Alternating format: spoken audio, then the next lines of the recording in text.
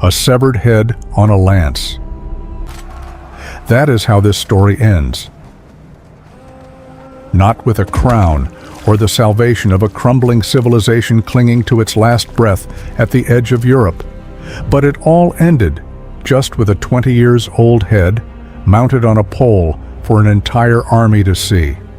And the man who put it there, he didn't win because he was stronger.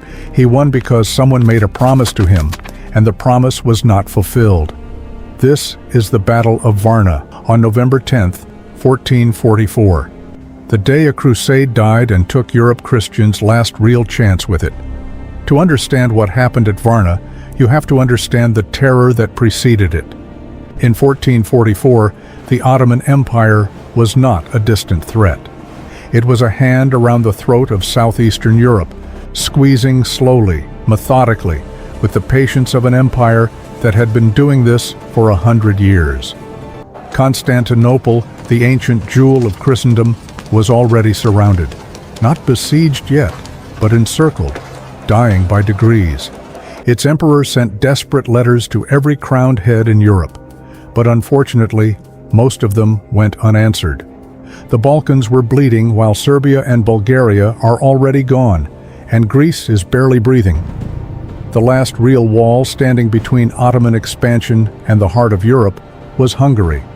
And Hungary was led by a ghost king, a 20-year-old Polish prince named Władysław. He handed two kingdoms like a man handed two swords he barely knew how to hold. But there was one man beside him who did know how to fight.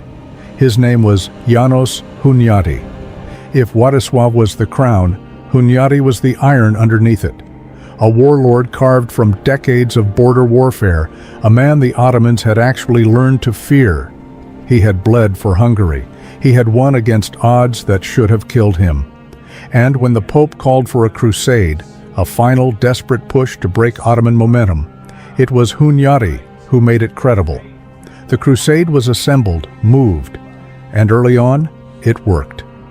By summer of 1444, the Christian army had pushed into Ottoman territory and drawn enough blood that Sultan Murad II did something extraordinary.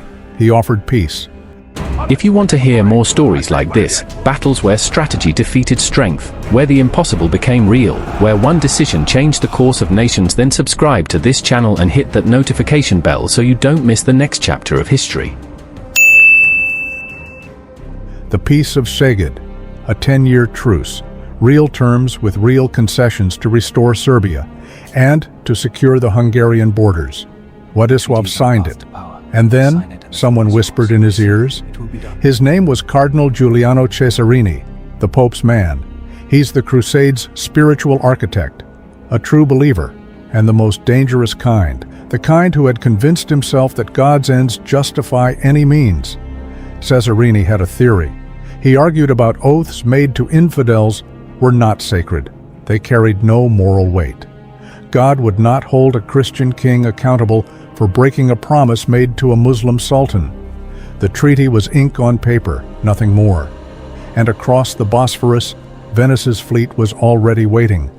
Murad had sent his main army to Anatolia.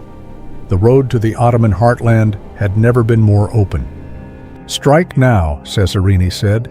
"God is watching, and history is calling." This is the moment the crusade was actually lost. Not on the battlefield, but in a candlelit room with a young king listening to a clever man explain why honor was negotiable. Władysław agreed. The treaty was torn up while the army turned south. And somewhere across the water, Murad II received the news. What happened next is the part that cuts deepest. Before the battle, Murad reportedly held the broken treaty aloft before his troops and called on God to judge who had kept faith and who had not. He wasn't performing, he was making a case. And, it turned out, the battlefield would deliver the verdict. The crusading army moved toward the Black Sea coast, roughly 16,000 men, maybe 20,000, on a generous count. Well-armed and motivated, led by one of the finest tactical minds in Europe. But something was already wrong. Skanderbeg, the Albanian warlord who had promised his forces to the crusade, never arrived. The reasons are still debated. Maybe betrayal, miscommunication, a road blocked by an Ottoman proxy? No one knows. His 10,000 men, hardened mountain fighters who had already humiliated Ottoman armies, were not there. The Crusaders arrived at Varna to find Murad already waiting, not a skeleton force or a rear guard scrambling to respond. Murad had moved his entire army back across the Bosphorus with terrifying speed, possibly aided by Genoese ships, a historical irony that still stings, and now stood on the plain outside Varna with a force that dwarfed anything the Christians had brought. Numbers vary by source. Some say 40,000 Ottoman troops, some say more. Hunyadi looked at the ground, then looked at the enemy, and made his calculations. Retreat was not viable. The terrain gave him narrow options. He decided to fight really aggressively, striking the Ottoman wings hard before the center could be brought to bear. For some time, it worked. The battle opened in the Crusaders' favor. Hunyadi's plan was sound. The Ottoman right wing buckled. The Wallachian cavalry slammed into the left. For a few extraordinary minutes on that November plain, it genuinely looked like the impossible might happen. And that is precisely when Władysław destroyed everything. He saw Murad's Janissaries, the Sultan's elite infantry, professional soldiers trained from childhood, the most disciplined fighting force in the known world, were positioned at the Ottoman center. And to a young king burning with the desire to prove himself, drunk on the momentum of a battle that seemed to be turning, they looked like an opportunity. Hunyadi had given clear orders: hold, let the plan work. Don't break formation, but Władysław didn't hold.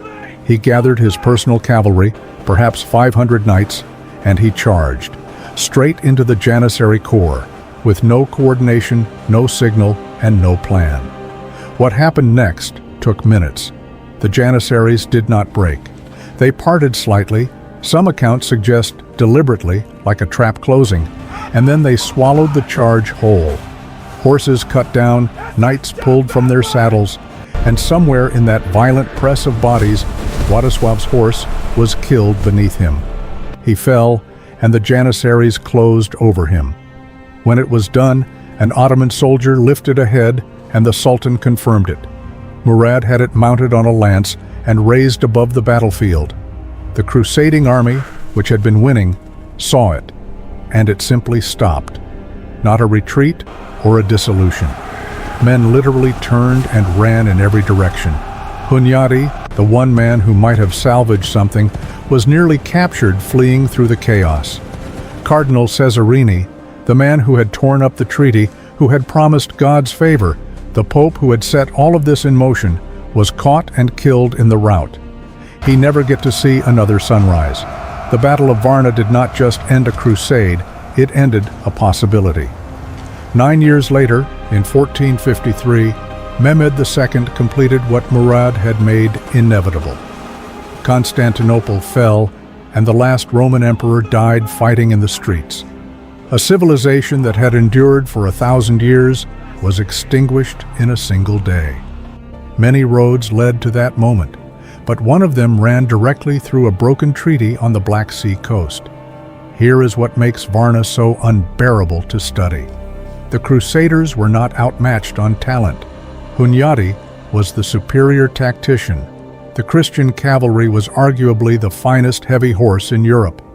They lost because a young man could not obey a battlefield order for 30 more minutes. They lost because the moment victory felt close enough to taste. Discipline collapsed, and discipline, in the end, is the only thing that separates an army from an armed crowd. Murad was not needed to be brilliant. He only needed to be patient, and he was. History remembers Varna as a defeat. Varna was a self-inflicted wound, a door held open from the inside. The Ottomans didn't breach the walls of Christian Europe that day. Someone handed them the key. A treaty signed in good faith and broken for ambition, sealed with a 20-year-old's blood on a November plain. And somewhere in the Ottoman camp that evening, a sultan who had offered peace, who had been given peace, raised a cup and watched the sun go down over the Black Sea. He had not needed an army, but he needed patience. and a cardinal with a theory about God.